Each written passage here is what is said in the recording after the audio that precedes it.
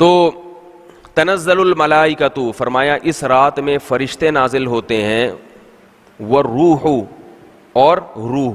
تو لیلۃ القدر کی شان بہت زیادہ بڑھ جاتی ہے اس لیے کہ اس میں فرشتوں کے ساتھ حضرت جبریل علیہ السلام بھی زمین پہ نازل ہوتے ہیں.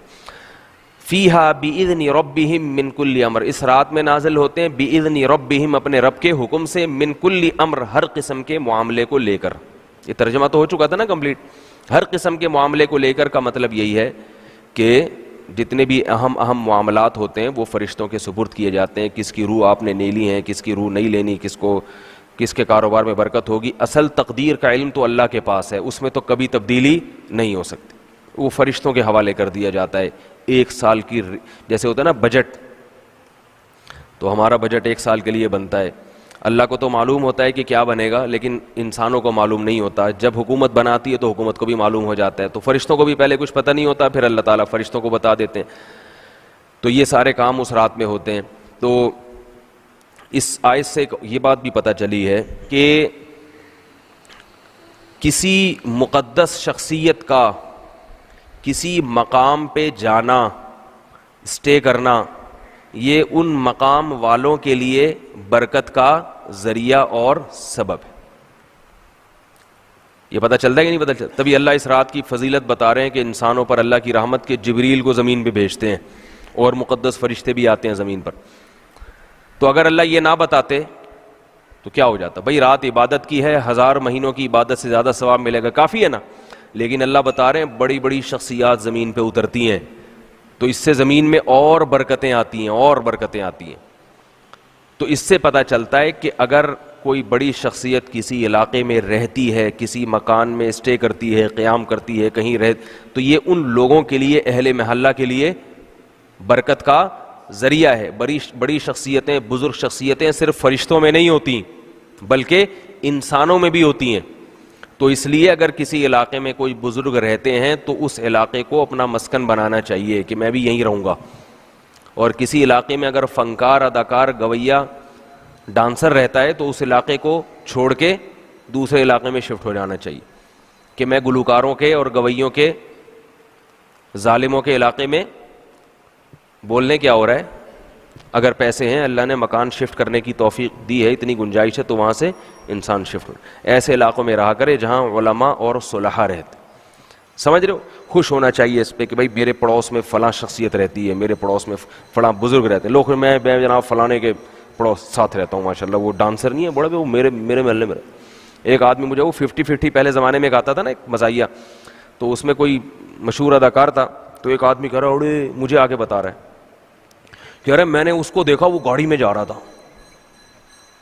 کیونکہ اس اداکار کو میں بھی جانتا تھا. 50-50 تو بچپن میں ہم دیکھتے تھے، وہ بہت سادہ سی کامیڈی ہوتی تھی، کوئی بے حیائی نہیں تھی اس میں، بہت سادہ سی.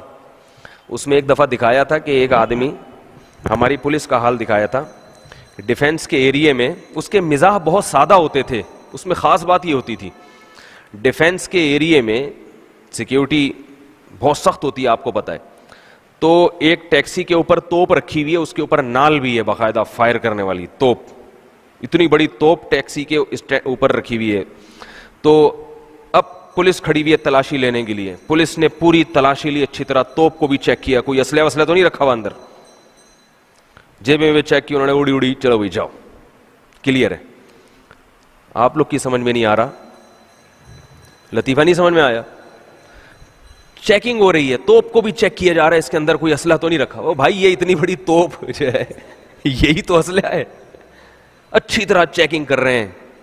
وہ صحیح ہے جی، کلیئر ہے، جانے دو. وہ ٹیکسی والا بڑے آرام سے توپ لے کے جا رہا ہے.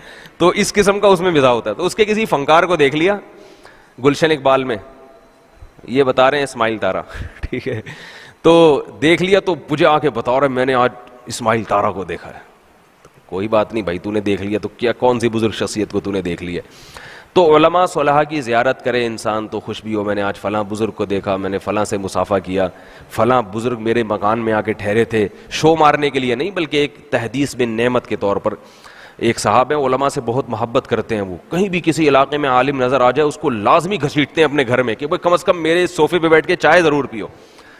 تو مجھے بھی ایک دفعہ میں تو کوئی بزرگ نہیں ہوں، ایسی ان کے خیال میں تھا تو گھسیٹ کے لے گئے، بٹھایا، چائے پی، پھر مجھے بتانے لگے یہاں فلاں عالم بیٹھا ہے، فلاں بھی آیا ہے یہاں اسی صوفے پہ. میں نے کہا ماشاءاللہ. مجھے خوشی ہو رہی تھی کہ دیکھو اس آدمی میں جذبہ ہے کہ اس کو یہ خوشی ہوتی ہے کہ میرے اس گھر کے اس صوفے پر اتنے بڑے بڑے علماء آ کے بیٹھے ہیں.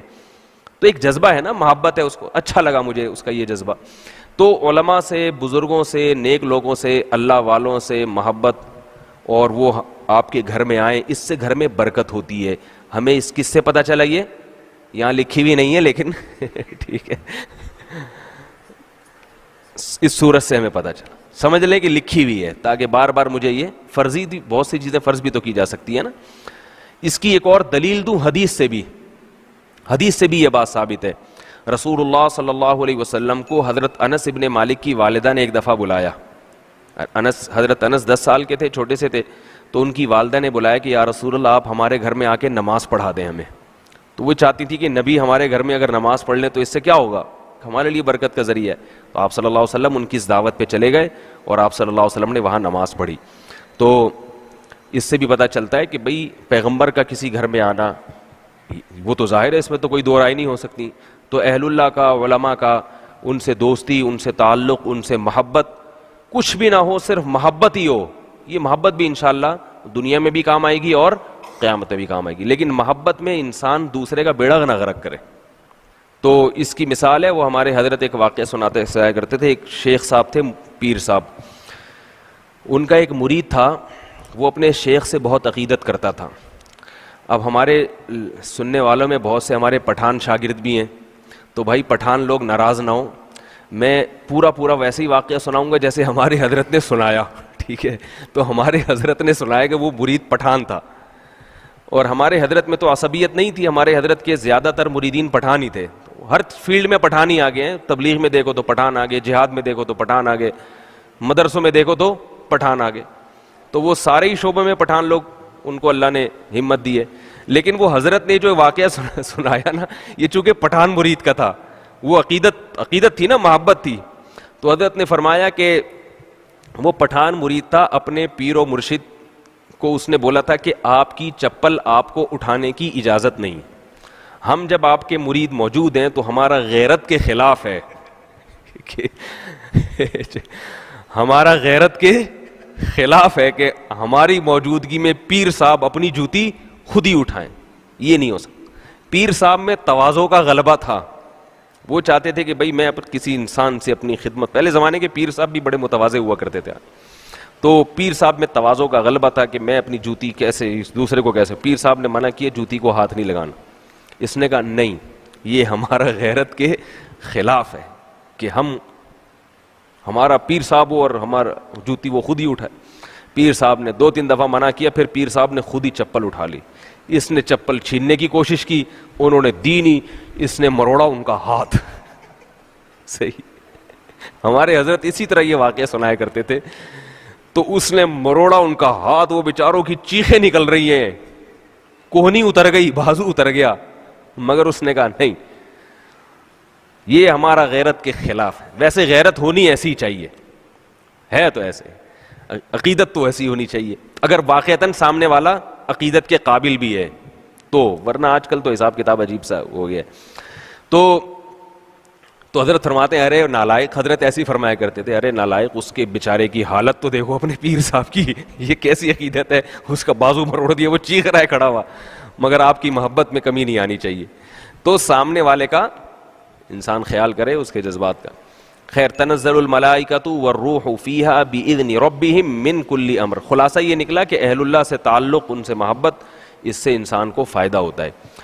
اچھا ایک بات آخری بتا دوں، چونکہ ہماری خانقاہوں میں اور ادھر ادھر دوسری جگہوں پر بھی ادب، بعض جگہوں پر ادب میں بھی غلو ہوتا ہے اپنے پیر و مرشد کے. تو یاد رکھو پیروں کی اور استاذوں کی 2 قسمیں ہیں، ایک جوان اور ایک ایجڈ. جو جوان آدمی ہوتا ہے نا، اس سے عقیدت کا زیادہ اظہار نہ کیا کریں. سمجھ رہے ہو بات کو؟ جیسے میں آپ لوگوں کا استاذ ہوں تو تھوڑا میرا خیال ابھی تھوڑا سا ینگ ہوں میں، ابھی اتنا بوڑھا نہیں ہوا میں، تو ممکن ہے بڑھاپا ہونے اگلے سال بوڑھا ہو جاؤں میں، لیکن ابھی اتنا نہیں. تو جوان آدمی کے زیادہ احترام یہ غلط ہے، اس سے وہ بگڑ جاتا ہے. چاہے پیر ہی کیوں نہ ہو. جوان آج کل خلافتیں بہت نو عمری میں مل جاتی ہیں, 22-23 سال میں پیر صاحب خلافت دے دیتے. تو ایسے صورت میں اتنا اس کا احترام, جوتے اٹھا اٹھا کے گھومنا, اس سے اس کے اندر تکبر پیدا ہوگا. اور جوان آدمی کا کوئی پتہ نہیں ہوتا کب کھسک بھی جائے. وہ اس میں شہوت اتنی دماغ میں چڑھی ہوئی ہوتی ہے اس کے, اور اس کو دنیا کمانے کا شوق, عزت کا شوق, یہ ساری چیزیں دنیا کی اس کے اندر آنے کا اتنا خطرہ ہوتا ہے کہ اگر اسے وقت سے پہلے بہت ساری چیزیں مل جائیں, وقت سے پہلے عزت مل گئی, تو بگڑنے کا اندیشہ زیادہ ہوتا ہے. اس لیے اس سے عقیدت کا بس اعتدال سے, کہ بھئی جوان ہے, کوئی بھروسہ نہیں ہے. ہمارے ایک پٹھان دوست تھے, انہوں نے مجھے بتایا کہ ہم لوگ امام بنا, اپنے گاؤں میں امام کسی جوان کو بناتے ہی نہیں ہیں. میں نے کہا کیوں؟ کہتے ہیں وہ جوان آدمی ہے, کیا پتہ اس کے دل میں کیا کیا برے خیالات آتے ہوں, بد نظری کرتا ہو کیا, اہل جوان پہ بھروسہ ہی نہیں ہے. میں نے کہا بالکل صحیح کہا آپ نے. تو جوان آدمی جو ہے نا, ایک, میں یہ نہیں کہہ رہا کہ جوان نیک نہیں ہو سکتا, نیک ہو سکتا ہے, مگر اس کا حد سے زیادہ احترام, عزت, جوتے زیادہ اٹھانے کی کوشش کرنا, ان چیزوں میں کیا ہوتا ہے, اس کے بگڑنے کا اندیشہ بہت ہوتا ہے. تو وہ بھی انسان ہے, کوئی پیغمبر نہیں ہے. لوگ اپنے پیر کو پتہ نہیں کیا سمجھتے ہیں کہ یہ پیغمبر بن گئے, یہ انہیں کچھ ہو گئے. بھائی انہیں وہ ساری چیزیں ہو سکتی ہیں جو آپ کو ہو سکتی ہیں, ان کو بھی ہو سکتی ہیں وہ ساری چیزیں, انسان ہے وہ. اس لیے البتہ بوڑھے آدمی کا احترام کرنا چاہیے. پیر صاحب اگر بوڑھے ہیں, ایجڈ ہیں, داڑھی اور سر سفید ہو چکا ان کا, بوڑھے ہیں, ان کے جوتے اٹھاؤ, ان کے ہاتھ بھی چومو, جو ہے کیا نام ہے, مصافحہ کرتے ہوئے ہاتھ بھی چوم سکتے ان کے, اور ان سے عقیدت کا بہت زیادہ اظہار بھی. بوڑھوں کے بگڑنے کا اندیشہ, وہ اپنی عمر گزار چکے, اور ویسے بھی اس کا بڑھاپا بھی اس کا تقاضا کرتا ہے, عمر کا بھی تقاضا ہے کہ جوان آدمی اس کے سامنے تواضع کا اظہار. جوانوں کے زیادہ وہ نہیں کیا کرے, بس ماشاء اللہ بہت اچھے, السلام علیکم, بہت اچھے, بس اتنا کافی. میرے سامنے لوگ آتے ہیں, آپ, میں نے کہا آرام سے رہنے دے, میں ایسے ہی ہوں جیسے تو ہے نا ویسے ہی ہوں میں, اس لیے ہلکا پھلکا ہی رہنا. میں اپنی بات نہیں کر رہا, سب کے ساتھ یہی کیا کرو. مجھے بہت برا لگتا ہے جب کسی جوان آدمی کا حد سے زیادہ احترام, بوڑھے جوتے اٹھا رہے ہوتے ہیں اپنے پیر صاحب, اچھا نہیں لگتا مجھے. اس جوان پہ غصہ آتا ہے, وہ بوڑھا آدمی تیرے جوتے اٹھا رہا ہے, اگر وہ تیرا مرید ہو گیا تو کیا ہے اس میں؟ تمہیں تو یہ سکھانا چاہیے جوانوں کو کہ بوڑھوں کا احترام کرو, نہ کہ بوڑھے الٹے جوانوں کا احترام کر رہے ہیں. امام ابو حنیفہ رحمۃ اللہ علیہ نے وصیت کی تھی امام ابو یوسف کو کہ کسی بوڑھے آدمی کے ساتھ نہیں چلنا. کہا اگر تم پیچھے رہے, بوڑھا آگے نکلا, تو تم بہت بڑے عالم ہو, علم کی توہین کا خطرہ ہے, اور اگر تم آگے چلے تو تم جوان ہو اور وہ بوڑھا, اس میں اس کے بڑھاپے کی توہین ہے. کیا مطلب؟ انہوں نے بتایا کہ عالم ہونے کے باوجود بھی بوڑھے کی توہین نہیں کرنی ہے, کیونکہ تم عالم تو ہو مگر تمہاری عمر کم ہے, اور اس کا بڑھاپا یہ تقاضا کرتا ہے کہ اس کا احترام کیا جائے. سمجھ رہے ہو؟ تو بوڑھا آدمی اگر جوتے اٹھا رہا ہے جوان آدمی کے کہ آپ علم میں زیادہ, یہ غلط ہے. اس کو بولو حضرت آپ قابل احترام ہیں, اللہ نے, آپ ہمارے باپ کی عمر کے ہیں. باپ جو ہے وہ تو قابل احترام ہوتا ہے نا, بیٹا چاہے کتنا بھی آگے نکل جائے لیکن باپ سے تھوڑی آگے نکل سکتا ہے.